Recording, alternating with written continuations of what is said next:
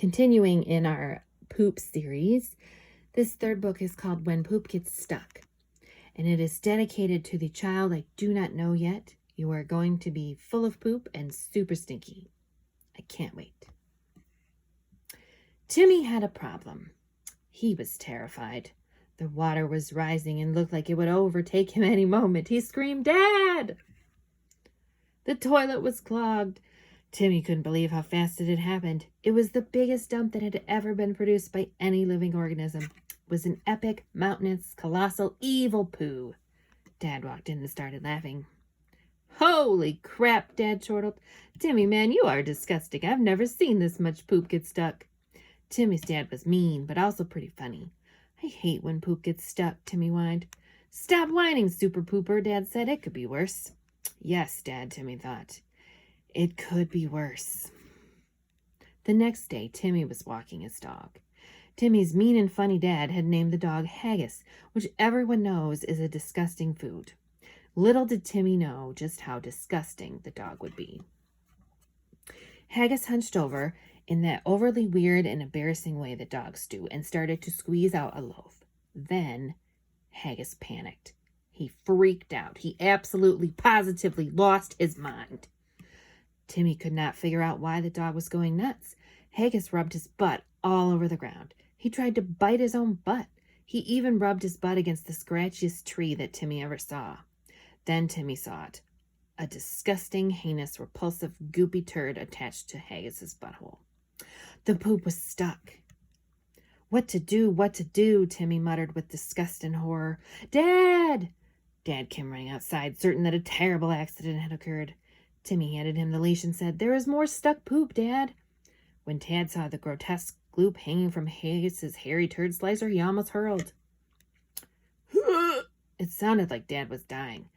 "Dear Lord, Haggis, you are disgusting."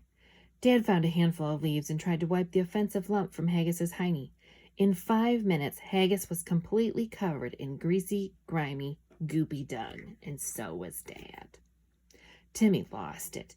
He couldn't contain himself. He was freaking out laughing, and then Timmy puked. Dad puked. Haggis puked. Finally, the neighbor across the road expelled the grossest barf Timmy had ever witnessed. Dad disappeared behind the house. He was yelling something about a hose. The next day, Timmy's grandparents arrived to take him out for ice cream. Grampy had a walker and moved pretty slow, but Grammy, oh my, she was young at heart. She liked dressing up and partying. Today she was wearing a tight zebra print skirt, a pink shirt, a yellow floppy hat, and more jewelry than a normal human could possibly handle. They all jumped into Grampy's enormous car. This car was a monster. It took up the whole road. Timmy loved that car. Just as they were pulling up to the ice cream place, Grammy looked up and squealed, "Ooh, look, darlings, geese." Timmy looked up just in time to see a grotesque white and black bullet plummeting from the sky. Before he could blink, there was a splat. The monstrosity was smeared all over the windshield. The lead goose had just dropped giant, steaming, sludgy, squidgy, gelatinous crap all over the windshield of the car. Grammy screamed, and Grampy swerved the car. He thought something serious had happened. When Grampy realized what was going on, he pulled the car over. He looked at Grammy and said, "Bertha, simmer down. I can't clean that crap off the window, so you have to do it." Grammy got out of the car with a stack of napkins. However, when she tried to lean over so she could reach the center of the windshield, Timmy heard a car honk its horn and a man yell at Grammy. Grammy exclaimed, "Oop!" in a high-pitched squeal. She returned to her seat, red in the face, and said, "My skirt is too short. Timmy has to do it." So Timmy got out of the car. He had to go to the front and use the bumper to climb up on top of the car. Grammy threw him some napkins to wipe up the mess. When he got close to the gelatinous poop, he smelled it. The bird poop was rancid, grotesque, putrid, unholy, foul, fetid, and malodorous. It was gross, to say the least. That's when it happened. Timmy felt a rumble in his tummy. He screamed, "Grammy!" Grammy leaned out the window and asked, "What's wrong, Timmy?" Timmy barfed right in her face. Things could not possibly get worse, Timmy thought. Or could they? Timmy was very upset. In 3 days, 3 poops had gotten stuck. His poop had gotten stuck. His dog's poop has gotten stuck. Poop had even gotten stuck on his grandparents' car. He was feeling bad. So bad that he had a little pain in his tummy. Actually, his tummy was rumbling from all the worry. Timmy went back to the dreaded washroom to try and get rid of the rumble in his tummy.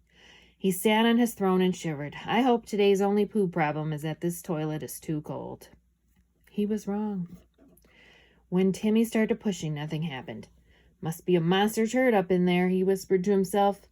He started pushing harder. Still nothing. Harder. Nothing. He pushed with all his might until his face turned red, then blue. Then the veins started popping out of his face. He looked like he was about to explode, but there was no explosion. There was nothing. Timmy's poop was stuck inside his butt. Timmy panicked. He lost it. He had no idea what to do. He got off the toilet and stuck his head between his knees to see if anything was plugging the hole. He started to think of how he could get it out. Could he tell Mom and Dad? Probably not. Dad would make fun of him. Could he yank it out with a pair of pliers? Timmy had heard beans and prunes could get things going. Maybe if he just waited. The next morning, Timmy's tummy hurt a lot. There were 2 days of turds piled up in his anus. He was getting very worried. Timmy went to his friend Stan's house. Stan was like 1,000,000 years old and could barely walk, but he was smart. Timmy asked Stan what he should do.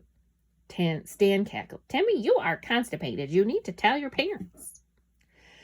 Timmy explained to Stan that his dad would make fun of the situation. Stan agreed, but said, Timmy, your parents take good care of you. Making jokes is fun, and you will think this is funny when you grow up. Timmy thanked Stan and gave him a high five. Stan almost fell over because he is as old as dirt. Timmy decided to wait another day. Timmy felt like he was dying. His tummy was about to explode. His butt was about to explode.